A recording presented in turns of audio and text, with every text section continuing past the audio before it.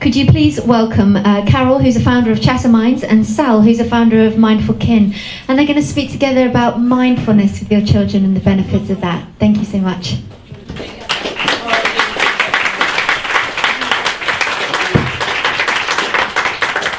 Is it separate now? Well, we're doing the questions together. Well, let's have Carol first. Thank you.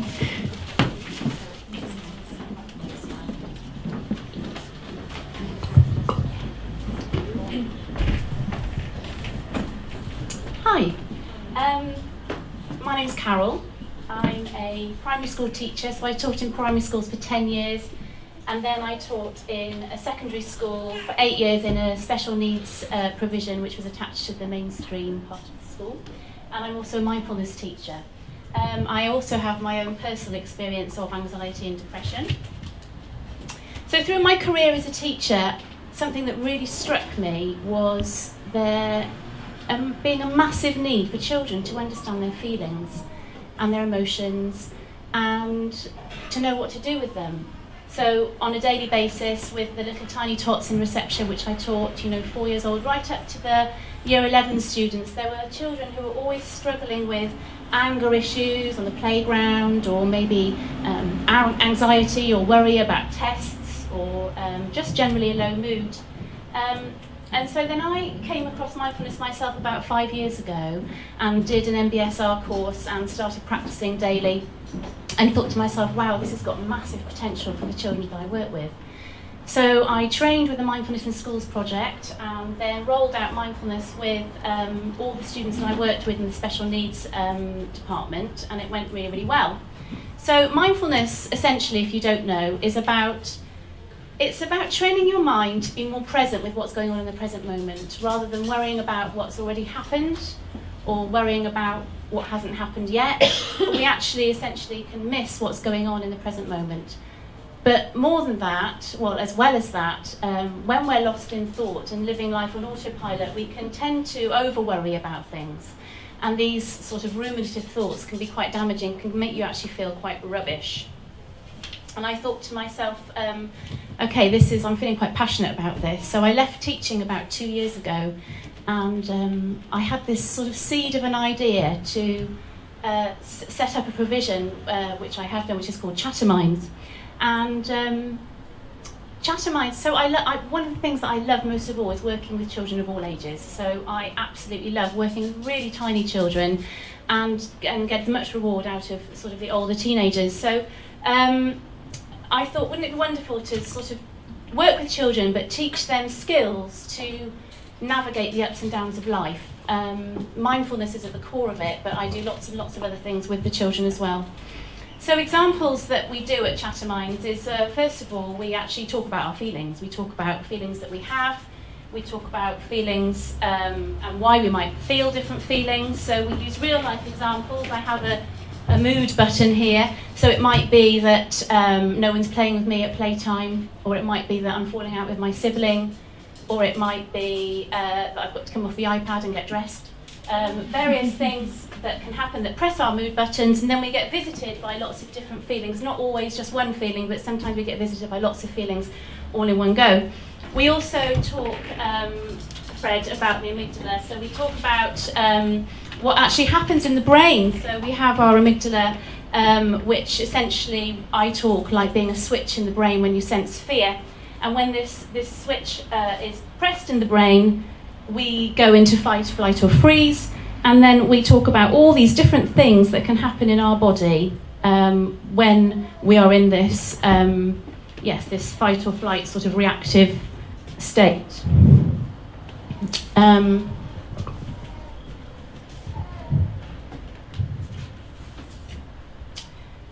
So then we talk about, what can we do to settle these feelings? And a lot of the work that I do is around the breath. So we do lots of work on mindfulness breathing. Let's do some breathing now. Let's do a little, this is something that's really handy if you have children, or you can use it on yourself as well. It's a good technique that you can use for worry, for anger, maybe not immediately when the child is really full of anger, but afterwards to settle. And it's called finger breathing or starfish breathing. Some of you might be familiar with it.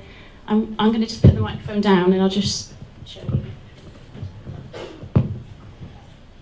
Okay, so if you hold your hands up like this, we're going to trace our fingers with this finger, and we're going to breathe in as we go up, and we're going to breathe out as we go down. Now the breath is the leader and the finger follows, so we're going to go all the way that way and all the way back. Okay, so.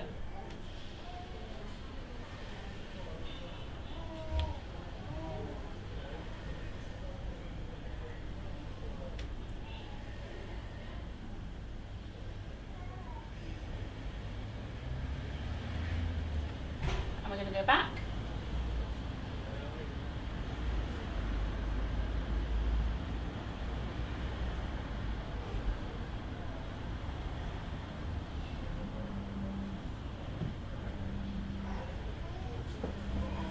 So it's a really nice little strategy that can work. Is that on? Is that on?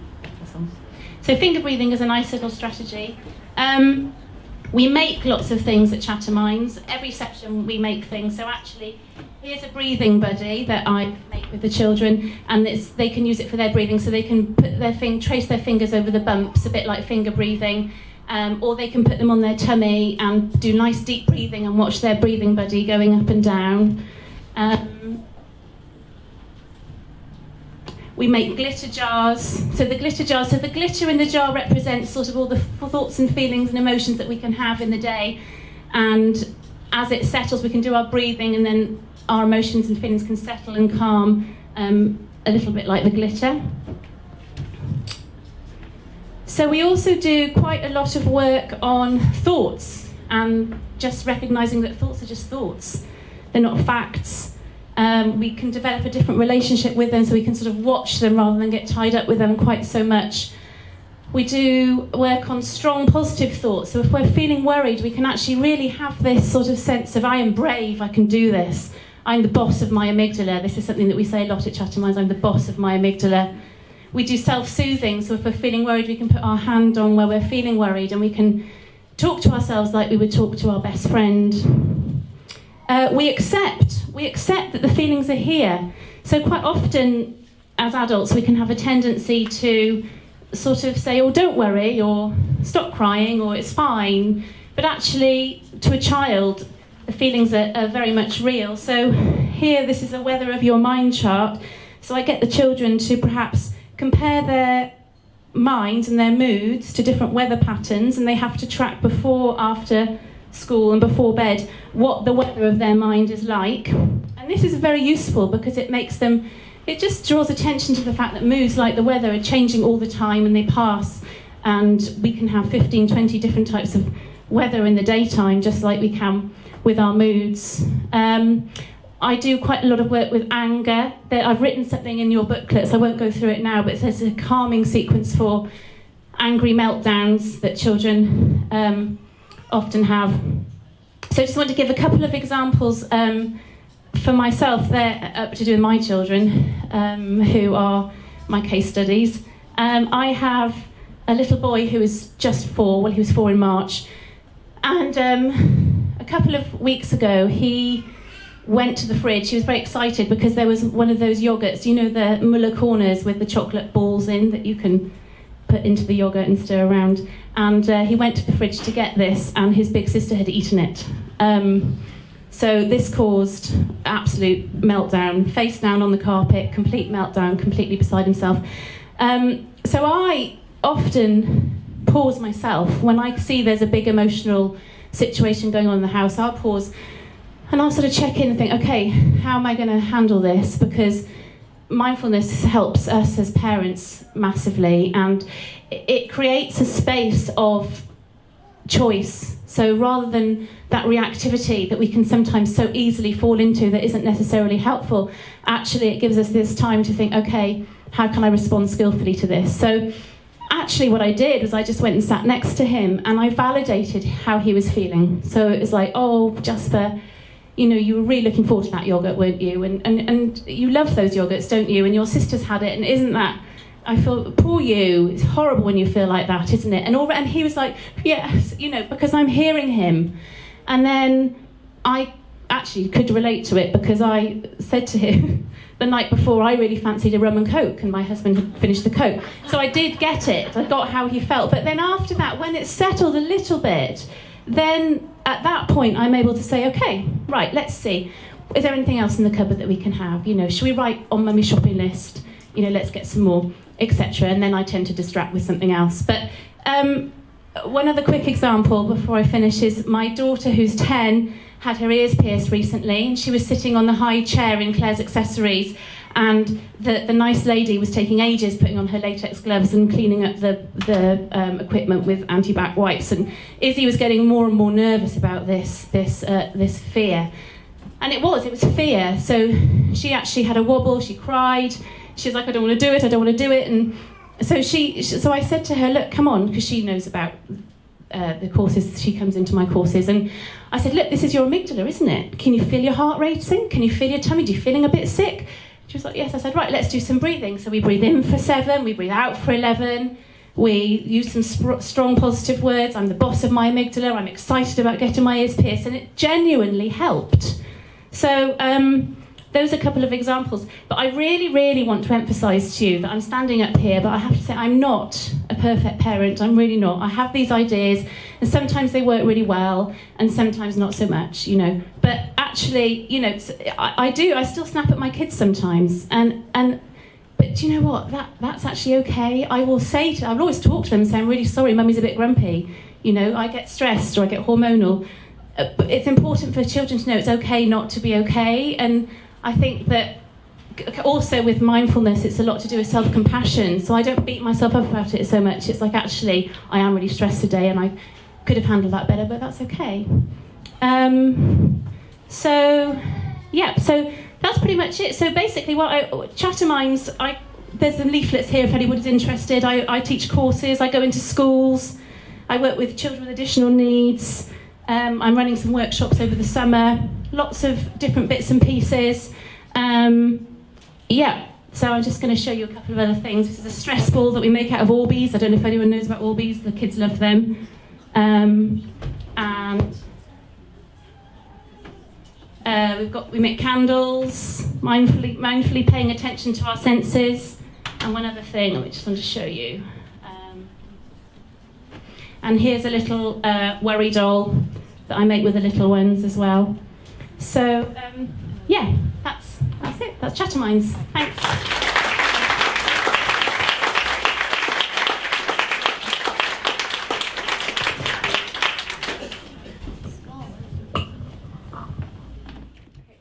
I'll talk as fast as I can.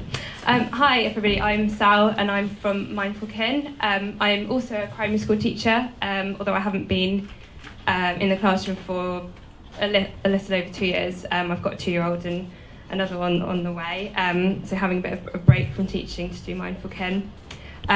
So I've very kindly been invited to come and talk to you about my cards and about having a discussion with them about how they are a really useful tool for parents and anyone working with children.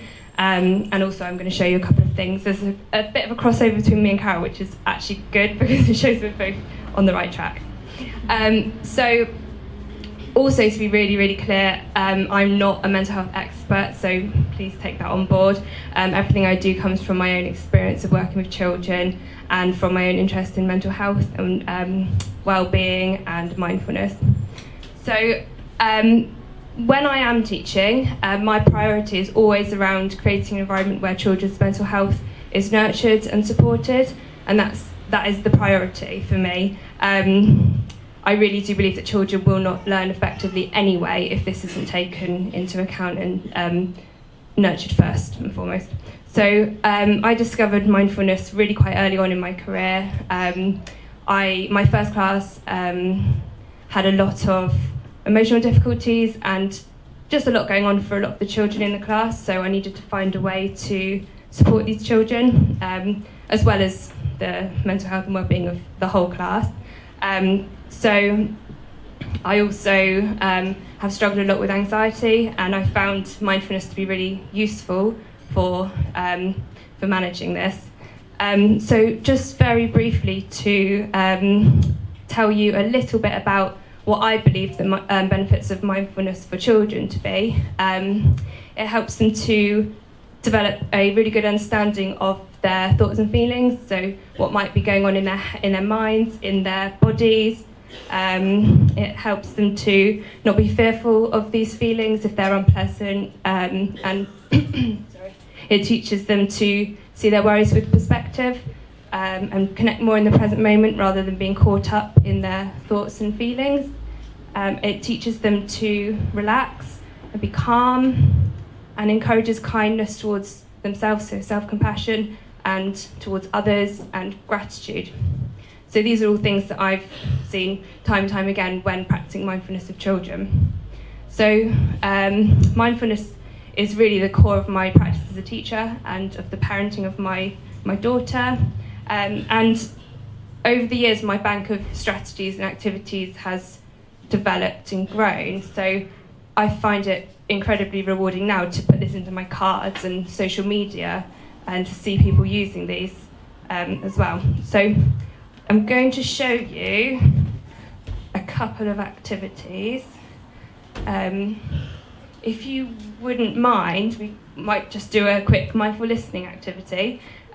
So normally there'll be a few questions. Normally I'd use these to form a discussion with children, but we're short on time, so we'll just think about them in our own heads for a moment. So if you're happy to, close your eyes and just take a few deep, slow breaths.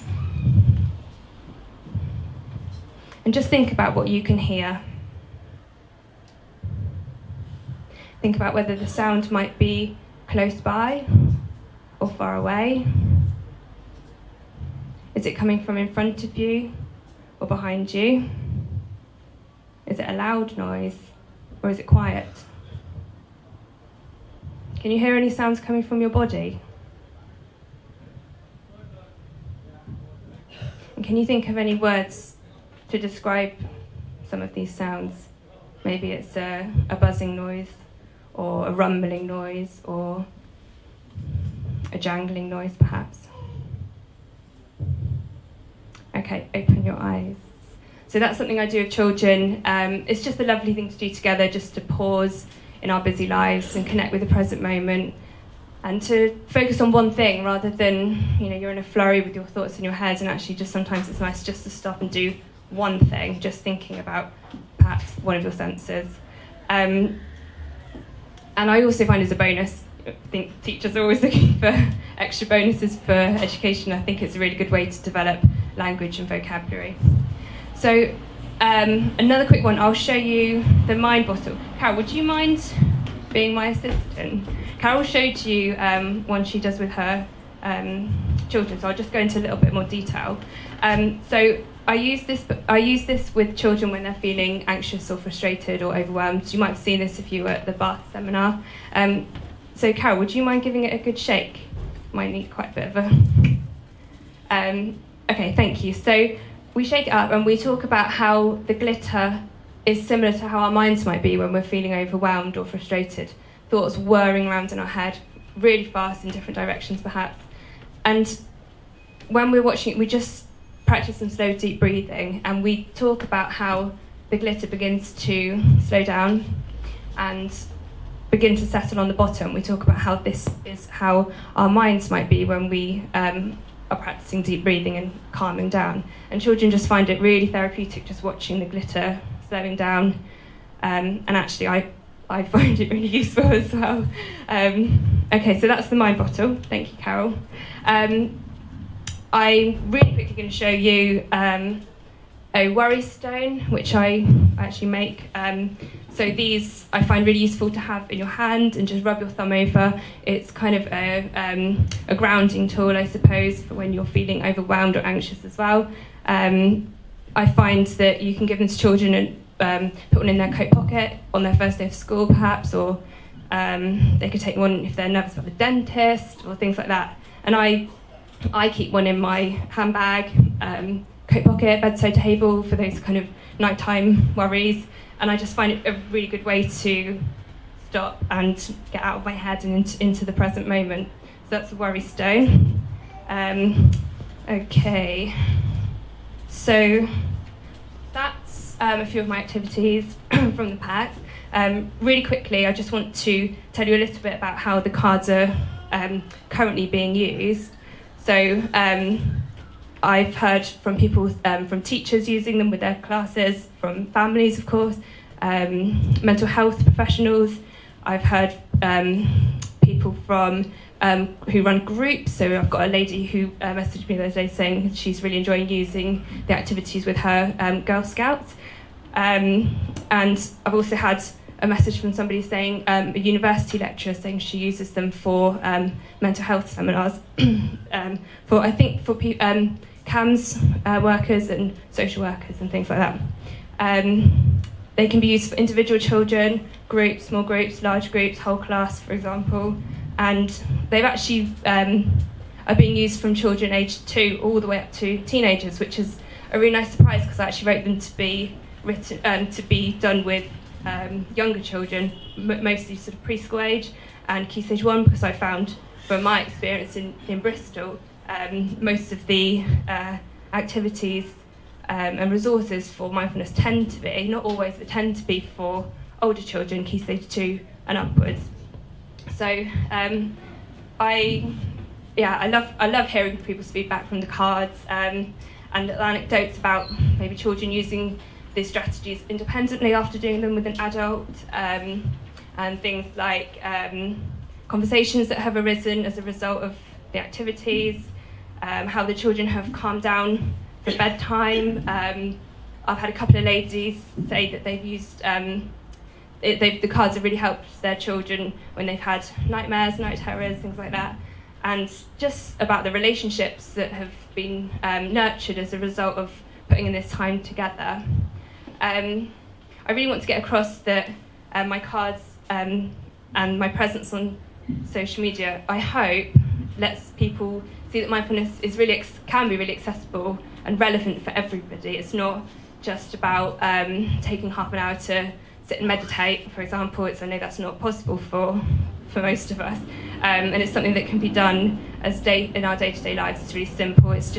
It really is in the way that we think and the way that we talk to our children, not just sort of standalone activities. And my goal, I suppose, is to get families and settings educating and parenting in a more mindful way. And just, I really do believe that practicing mindfulness with children helps to give them the tools and resilience they need if they're going to embrace the ups and downs, which of course are inevitable if they're going to choose a rich and fulfilling life. Thank you.